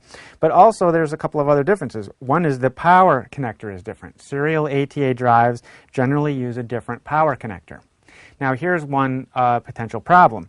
Some of the early serial ATA drives actually had both types of power connectors. That is, they had the old Molex type, which is shown here, as well as the new serial ATA. You'd actually see both of them on the back of the drive. If you plug both types of power connectors in, you could literally destroy the drive. So there were warnings about that, and the manufacturers have quickly stopped including the second power connector. I kind of liked it when they did, because oftentimes I was running into power supplies that didn't have the sufficient number of serial ATA power connectors to power all the drives I wanted to put in there. And when the drives had both, no problem. I could use the older style power connector to provide power to the drive. The important thing to note was you just can't plug 2 power connectors into one drive. That does not work. In fact, it can cause damage. So that's just a warning there. Now, the other problem with the older parallel ATA drives is that you always had to deal with a jumper, or at least almost always. Now, on newer setups, they used a jumper position called cable select, and that means that let the cable decide whether the drive was master or slave. Prior to that, you had to specifically jumper the drive as master or slave. Now, with it set in cable select, when you would plug it into the black connector, like I have here, that would be master, and when you plugged it into the gray connector, shown here, that would be slave. The blue connector on the cable always went to the motherboard. So we had the motherboard connector, slave connector, and master connector. And if you had a cable with the connectors color-coded like that, that's a cable select cable. And then you would jumper the drive in the cable select position. So if you encounter systems, older systems, you're working on them, you need to, install new drives or, repair the system and install a replacement drive, you'll need to be concerned about that. Now, serial ATA drives, they don't have any jumpers, right? It's just a one, connection. There's no master or slave. Well, that's not exactly true. You see, there are two variations of serial ATA drives available. Those that did the original 1.5 gigabit per second speed, and those that do the newer 3 gigabit per second speed. Sometimes those are called SATA 2 drives, which is actually inappropriate terminology. They are technically SATA 3 gigabit per second drives. This is a 3 gigabit per second drive. However, what was discovered was that sometimes if you had an older motherboard that had a 1.5 gigabit connection and you plugged a 3 gigabit drive into it, they wouldn't talk. The drive would not be seen or it wouldn't work properly. So almost all of the serial ATA 3 gigabit per second drive manufacturers are including a limiting jumper on the drive that will knock the drive down to 1.5 mode. In other words, cut the drive speed in half. And guess what? Virtually all the drives I've seen lately ship with that jumper enabled. So I just bought 6, in fact, of these serial ATA drives. Every single one of them had the limiting jumper in place to knock it down to half the speed. That jumper is, by the way, positioned right here. It's a little tiny gray jumper on this drive. I need to get a tweezers out and take that jumper out, because the motherboard I'm going to be connecting this to will support the 3 gigabit per second rate, and why would I want the drive running at half speed? Most people don't even think about this. They don't know about it. They just install the drive, think everything's okay. So that's something to be concerned about. Now, if you do use a newer drive in an older motherboard and it's not working, then you may need that limiting mode set. So that's something to consider. Now, since we're almost always using serial ATA drives today, there are actually 2 different variations of drives that I wanted to talk about. There's your standard drive, and then there are what are called enterprise or RAID class drives. That's the only kind of drive I buy today. Well, in fact, I normally do install drives in arrays in many of the systems that I build, but even if I'm dealing with an individual drive, I always buy the RAID or enterprise class drive. Why? They are more expensive. They can be 10 to sometimes 20 or 30% more money for the same capacity drive. They're simply more reliable. They have better error correction circuitry built in. They have longer warranties. They're designed to be more durable, more rugged, and they have special error control protocols such that they won't time out in a RAID array. So if you are using drives in an array, you absolutely need the RAID ready, so-called RAID ready enterprise class drives. But even if you're not, I highly recommend them. I don't know what's going on. I mean, I had hard drives lasting years with no problem for many years, but over the last 5 years, I've seen just a large number of drive failures. I think drives have become such a commodity, the prices have become so low that we're just seeing, the manufacturing processes are a little bit less, well, they're less expensive. So to fight that, I buy enterprise class drives. Now, this is especially important if you're dealing with external drives. Now, a lot of people will go to the store and buy an external, USB or FireWire or even eSATA drive. And what they're getting is a drive enclosure, like this. And in that enclosure comes a hard drive. Well, you're never going to get a RAID class or enterprise class highly reliable drive in a pre-built enclosure. So what I recommend is buy your own enclosure. This one costs $30. And then I buy my own, RAID class, enterprise class drive, and I simply build my own.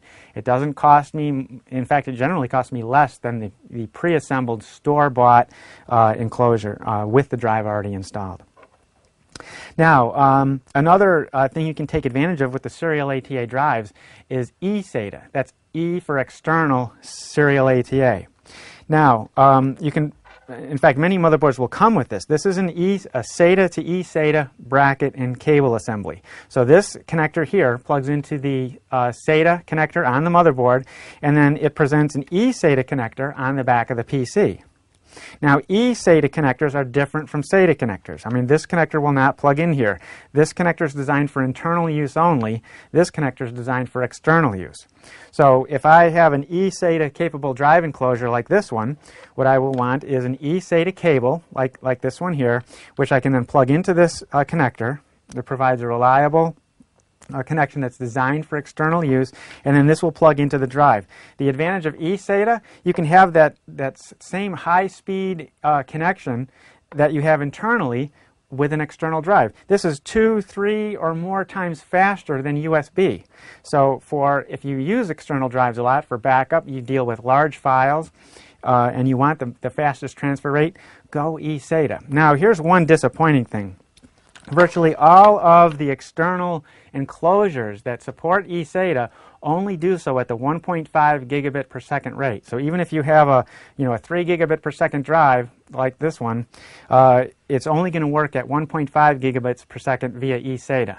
Now here's where knowing about that jumper may come in handy, because if you build it and it doesn't work, you may have to install the limiting jumper depending upon what type of circuit board is in the particular enclosure that you're using. Now, if you deal with a lot of external drives, you want multiple eSATA, you can actually get brackets like this one here that have 2 eSATA ports on them. So that's something to consider. And that way I could run multiple enclosures and copy from drive to drive and things like that at virtually the same speed as having the drives internally mounted in the system. So I hope these tips will help you, build, both buy more reliable drives, connect them up properly, make sure that they work, and even if necessary, build yourself your own more reliable external enclosure. In this segment, we're going to talk about motherboards and take a detailed tour of a modern motherboard in a system. Now, when you're buying or building a system, the motherboard is the main platform into which the processor is plugged into, the memory, all your expansion cards, etc. So in many cases, it's really the most important part of the system. I know a lot of people think of the processor as the most important, but the motherboard is what the processor itself plugs into. Now, normally when you're putting together a system, buying or building, you're going to decide, I want this certain type of processor. Then that gives you a range of chipsets to consider. See, the main circuitry on the motherboard is what we call the chipset. Now, modern motherboard chipsets normally consist of 2 chips, what we call the north bridge and south bridge. I have a diagram here showing a typical motherboard block diagram, and the north bridge and the south bridge are these components here. The processor would be in the socket represented by this top portion of the diagram. So when, let's say you want to build a system with a Core i-Series processor from Intel. Well, you'll have to look at what chipsets support the specific processors that you wish to select. Then you need to examine only motherboards with those chipsets. Let's say you want to build an AMD Phenom 2-based system. Again, you need to find out what chipsets support that processor, and then you can then narrow down the choice of specific motherboards from the motherboards that support that processor. Now, one of the other big choices to make in a motherboard is the form factor. The motherboard I have here right now is what we call a full-size ATX form factor. That is traditionally the most common. It's been in use since 1996, by far the most popular form factor. So if you're building a system with a full-size ATX motherboard, you have just hundreds, if not thousands, of different types of cases to choose from that will fit this board. Another choice you can make is what's called a micro ATX board. This is an example of a micro ATX board, and as you can see, it's basically a subset of the full-size ATX. I mean, it actually has a subset of the screw holes and of the dimensions. So if a case would fit this big board, it will automatically fit this smaller micro ATX board. Now, if you are building a system using a micro ATX board, you can buy a smaller case that will fit just the micro ATX board. Obviously, then the full-size board wouldn't fit in that. So that's another consideration. Generally, with the micro ATX motherboards, you have fewer slots, fewer expansion ports, and fewer features in most cases. However, there are some very fully featured, fully loaded, I should say, micro ATX boards. So now, let's take a look at this particular board in more detail. Now, as I said before, we have the socket that the processor plugs into. Then we have what's called the north bridge and the south bridge component that are part of the motherboard chipset. Let's see where those are physically on this board. Well, this motherboard is what we call an LGA 1366 socket, and that is right here. Now, the LGA 1366 stands for Land Grid Array 1366 pins. Now, land grid array means that the pins are actually in this socket. And that's why you'll notice this particular one still has a protective cover on it, which comes from the manufacturer, to prevent you from accidentally damaging any of the pins here. See, the little pins are sticking up from inside the socket, and if you were to touch them with your finger or snag them with a piece of cloth, you'd bend them and possibly render the motherboard inoperable. The processor itself doesn't have any of the pins. It just has lands. It just has basically gold spots that make contact with the pins when it's inserted. So you'll see these protective covers, and I recommend not removing this cover until you're ready to directly install the processor.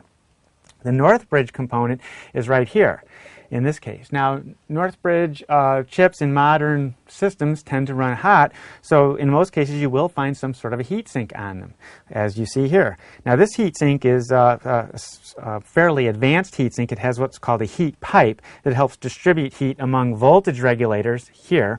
This is voltage regulator circuitry for the processor. It basically provides power to the processor. Then we have the heat pipe connected again to the Northbridge, and then over here to the Southbridge. This is the Southbridge component, also under a heat sink in many modern motherboards. Now, in newer processor designs, what we found is that the both Intel and AMD in their most recent processors have moved the memory controller from the Northbridge, this is where it used to be, into the processor.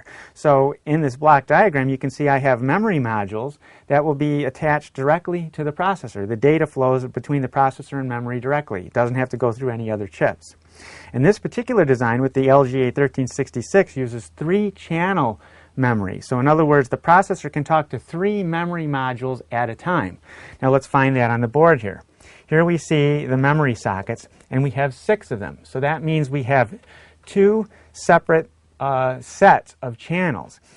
We have 3 white sockets. That represents the first channel. So when I buy my first 3 memory modules, I'll plug them into those 3 white sockets.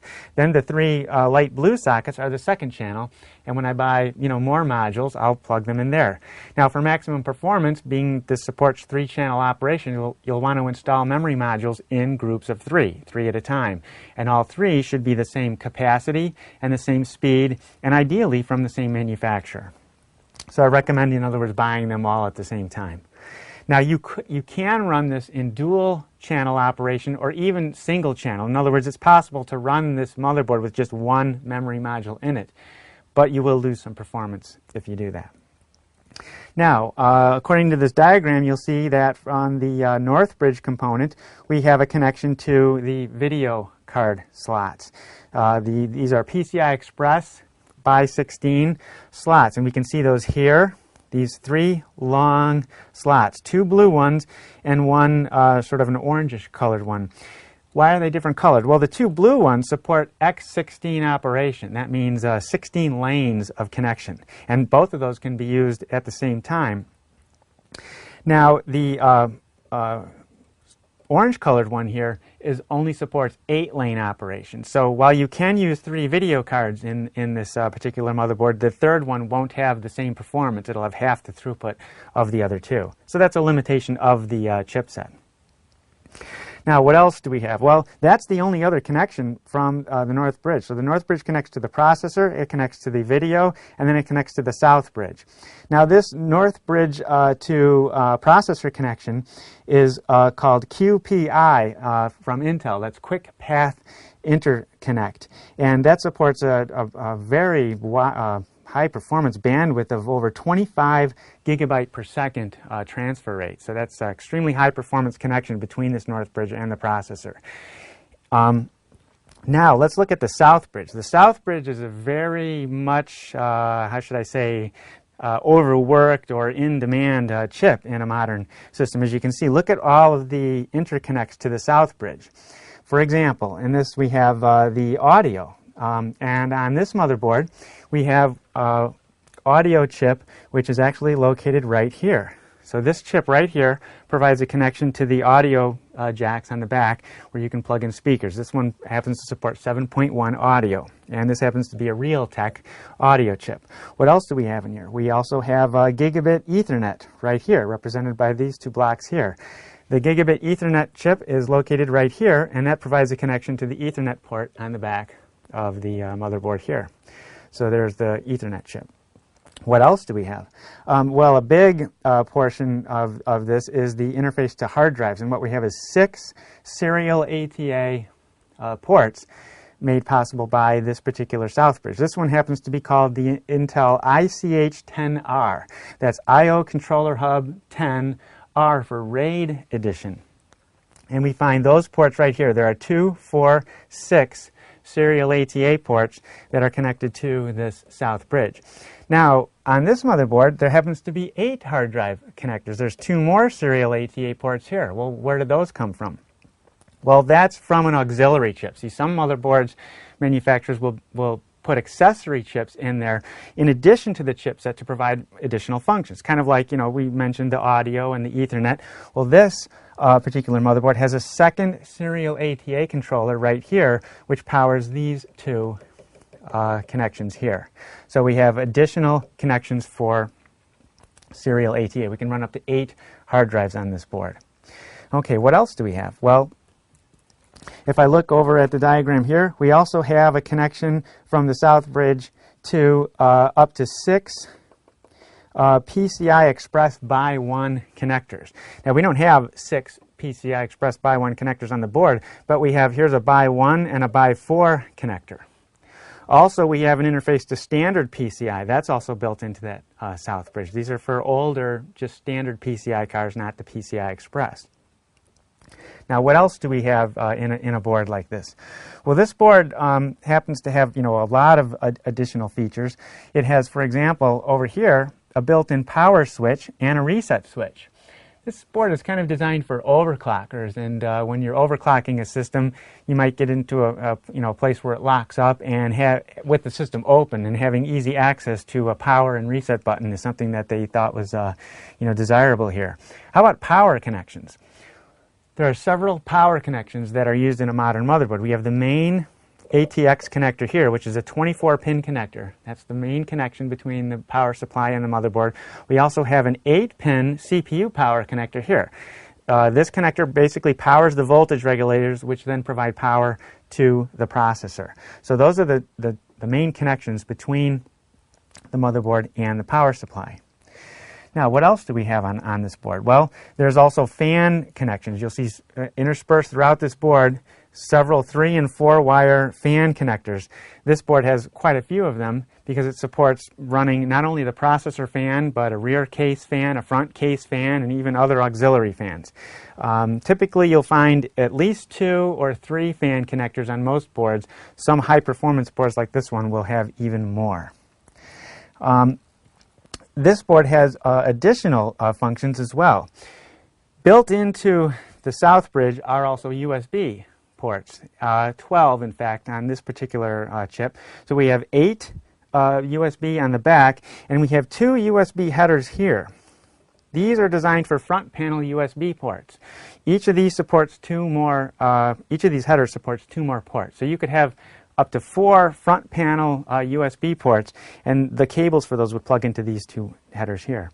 We also have headers for 2 FireWire ports, and there's an additional FireWire port on the back of this board, and that's all supported by a Texas Instruments FireWire chip, which is located right here. So this provides 3 FireWire ports, 2 that you can optionally run to the front, 1 built in for the back. Finally, I wanted to mention here, over here is the connector for the front panel audio. In other words, if your case has jacks for a microphone and headphones and things on the front, you'll plug the cable from the case into this connector here. So that's an important connector to know about. So those are the main points that we see on this motherboard. You'll find that many modern motherboards have similar sets of connectors. And if you want to know exactly where things are located on your motherboard, I recommend you check the manual. I find that today, most motherboard manufacturers are really good about giving detailed diagrams showing where all the connectors are and what they're used for. In this segment, we're going to talk about memory types and technologies from the very first PC to the present. Now, having been involved with PCs since the very first one came out, I've seen memory change tremendously over the years, and I thought it'd be interesting to take a look at all the different types of memory that we've had available, and in some cases to see, the physical, how it appeared, what it cost, and that sort of thing. Now, going back to 1981, when the very first IBM PC came out, you didn't have very many choices when it came to buying memory for the system. And initially, you had this choice right here. This was a 64K memory card that was available from IBM, 64 kilobytes of memory. And at the time, this cost a whopping $540. See, back then, 9 16K chips, which is what it took to make up 16K, cost $100. And this actually has 36 chips on it. They're double stacked. There's two sets of chips from what you see here. So there's $400 in just these chips alone.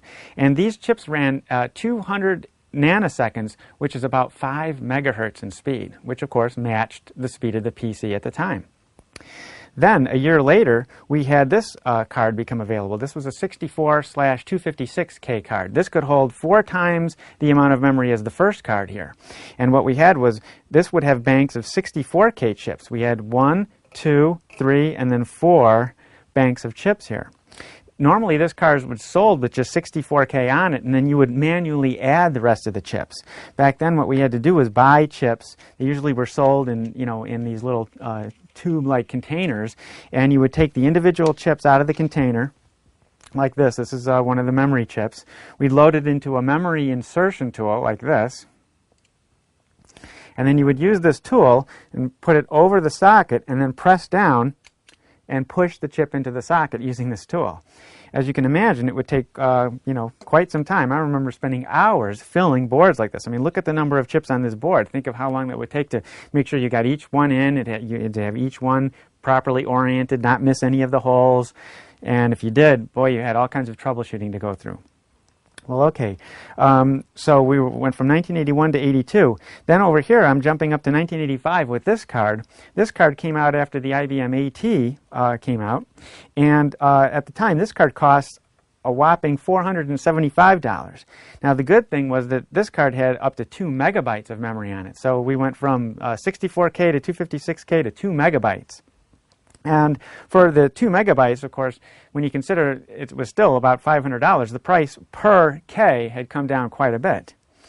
Now, after 1985, that was when we started to get away from memory cards. If you look at these cards, you'll note that they actually plugged into bus slots on the motherboard. Back then, the motherboards had very limited memory expansion, and when you wanted to add memory, you had to buy a memory card. The problem with these memory cards is that they were limited to the speed of the bus in the system. And oftentimes, even though the processor and other components on the motherboard were running faster and faster, the memory or the bus slots had to stay the same speed because cards had to be designed to work with them. So this was a very limiting in terms of performance. Well, in 1986, we had the first SIMs come out, and the first type were these 30-pin single inline memory modules. That's what SIM stands for. And the term single inline means that it's really one row of connectors here. You see a row of connectors on this side and a row of contacts on this side. Even though there are contacts on both sides, they are the same. They're redundant. Now, this particular 30-pin SIM holds 256K of memory. That's the same as this card here. So when you think about it, all of these chips are replaced by just 3 chips on this tiny little board. That was progress at the time. Well, from the 30-pin SIMs, we went to the 72-pin SIMs here. This is an example of a 72-pin SIM. This one happens to hold 8 megabytes. That's 4 times more than this entire card in just this little memory module. Now, back then, these modules ran at 5 megahertz for this. The board ran at 10, and these modules here ran up to 16 megahertz. That was the top speed available for memory at the time. Well, we had a breakthrough in memory when this type of module came out. This is known as a DIMM, and the type of memory that goes on this DIMM is called SDRAM, synchronous DRAM. And synchronous, the synchronous was important because that meant it ran in sync with the motherboard. This stuff was available at speeds up to 133 megahertz, which matched the speeds of the motherboards and the chipsets at the time. Now, the SDRAM was popular between 1998 and 2002, and it replaced these 72-pin SIMs here. So from 1998 to 2002, we had a lot of systems using this SDRAM. Now, starting in 2002, that was replaced by something called DDR SDRAM. The DDR stands for double data rate, and just as the name suggests, it ran twice as fast as the single data rate. So these modules were different. They were not interchangeable, different set of contacts. And these were also DIMMs, being that the memory contacts were on both sides, and they were different. So now we had twice as many contacts without having to have the module be much longer. So this is the DDR DIMM. After DDR, we had DDR2. Now DDR2 came out in 2005 and was popular all the way up until 2008, 2009. We're still using DDR2 today, but it's being replaced today by DDR3. Now, looking at the DDR2, that memory ran up to 1,066 megahertz. So that kept pace with the motherboards and chipsets at the time up until we needed something faster. So what happened was from DDR2, we go to DDR3 memory, and that's the current state-of-the-art that we're using today. DDR3 came out in 2008, but in late 2009 it started to become really popular, and that was when the price of the DDR3 equaled about the price of the DDR2. Now, when you look at prices of memory, it's pretty amazing. This DDR3 module that I have here costs only $40, and that's 2 gigabytes of RAM. 2 gigabytes for $40. I did some math, and putting that into 1981 terms, to buy that much memory in 1981 would cost over $8 million. That's how much the price of memory has come down. It's pretty amazing. So these days, if you're buying or building a PC, in most cases it's going to use DDR2 or DDR3 memory, with most likely the switchover is now happening very rapidly to DDR3. Now let's take a look at a little bit, how this technology works. We mentioned that the double data rate, ran at twice the data rate of the single data rate modules. Now DDR2 is not again is not like a quadruple data rate. What they did there was they added extra signal pins in order to improve integrity. So the speed, the clock could go higher. We could go up to 1,066 megahertz. With the DDR3, we're up to 1,600 megahertz with these. And in the future, they may even go faster. So most of the modern motherboards today will use DDR3. That's with the Core i series from Intel and the Phenom processors from AMD. Now, when you're installing memory, probably the biggest thing you have to look out for is plugging the memory in either backwards or not fully inserted into the slot. And I wanted to point out, here I have an example of a memory module that I took out of a system. And if you look here, I can see 2 pins where the gold has actually been literally burned off the module. That's because the person who installed these either didn't ensure that they were fully seated, fully inserted into the socket, or they plugged them in backwards. Now, to prevent plugging in backwards, you'll find keying in the form of a notch on the module, which must match the notch on the socket. Now, sometimes this can be confusing. For example, in the case of the DDR2 and the DDR3, they both have the same number of pins. They're both 240 pins. So, yet they're incompatible with each other. How do you make sure that the right memory goes into the right socket and in the right orientation? Well, if you notice, the notches on the DDR2 and the DDR3 are in different positions. So by altering the position of these notches, these keyways, they try to make sure that you can't plug it in backwards. But even with notches like this, I still come across burnt memory pins fairly frequently when people try to install memory and they don't know exactly what they're doing. So in any case, when you are installing memory, take care to make sure it's fully inserted in the socket and that it's in the right orientation. Well, I hope you've enjoyed this look at PC memory types and technologies throughout the years. In this segment, I wanted to talk about the latest processors and chipsets and kind of what's going on with these components. What are the latest advancements and features? Now, when we talk about processor, everybody knows what that is. That's the brains of the system. What do we mean when we say chipset? Well, the chipset is the circuitry on the motherboard that interconnects the processor to everything else. It's kind of like, I think of it as the central nervous system, the spinal column. You know, it carries the data to and from the processor and to every other component in the system. Now, traditionally, the way systems have been designed, we had the processor and a two-chip chipset. Shown in this diagram here, the processor's on the top, and the two-chip chipset is here with what we call the north bridge, or memory controller hub, and the south bridge, or I/O controller hub.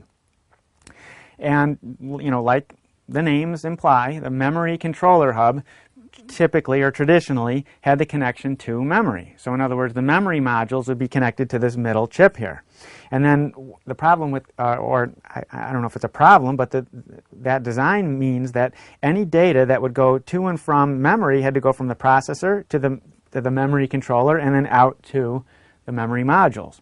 Well, AMD in 2003 with the Athlon 64, in addition to originating 64-bit technology, they also originated something that was sort of revolutionary. They moved the memory controller from the north bridge into the processor. So now, instead of connecting the memory modules to, you know, the north bridge and then having that data have to travel to the processor, now it's connected to the processor directly. Intel has recently also adopted this architecture in the Core I series processors. So the Core I series now in 2008 also have the memory controller built in. Now some people would say, well, you know, geez, AMD had that, you know, in 2003. Why did Intel take so long? Weren't they at a disadvantage? Well, you might think so, but not actually. See, the real deal is that when a processor accesses memory, it only needs to talk directly to the memory like about 1% of the time of operation. That's because of what we call the cache, the level 1 and level 2 cache that was built into the processors. Now, in another segment, I talked about, you know, processor technology and how the cache originally had been on the motherboard and then was moved into the processor, built right into the processor die. That was true with level 1. The first processor to have level 1 cache was the 486 processor. Level 2, that was the Pentium Pro, or 686, which then became known as the Pentium 2 and Pentium 3. Those processors had the level 1 and level 2 built in. Well, more recently, processors now have level 3 built in. That's kind of one of the new advancements. The latest AMD Phenom processors and the Intel Core I series processors have now 3 levels of cache built in. And because of this cache intercepting calls to memory, the fact that the memory controller was, in a separate component wasn't that much of a disadvantage. Well, finally, Intel has gotten on the same bandwagon as AMD with that. So in this example of a Core I series system with an LGA 1366 socket, we can see that the memory is now directly connected to the processor. And this example uses triple channel memory, which means 3 memory modules at a time simultaneously are being talked to. So we have extremely high bandwidth. A lot of data can flow there. Now, if this north bridge component, used to be where the memory controller was, and now that's been taken away, well, what else does it do? Well, it's also acting here as the interface to video. So when you plug, your video cards into the slots on the motherboard, they are connected now to this what's called an I/O hub, and then the data travels to and from the processor. So we still have an intermediary with video. Now the south bridge component in motherboards has been pretty steady in its functions for many years now. We have connections to things like audio. We have all of our hard disk, our serial ATA or parallel ATA connections in some cases. We have USB. This particular chipset supports 12 USB ports. We have PCI Express bus slots. These are the slots other than video that you would plug cards into. We have things like Ethernet controllers, the motherboard ROM. All of those devices are connected directly to the south bridge. Then data has to travel from the south bridge to the north bridge and from the north bridge to the processor.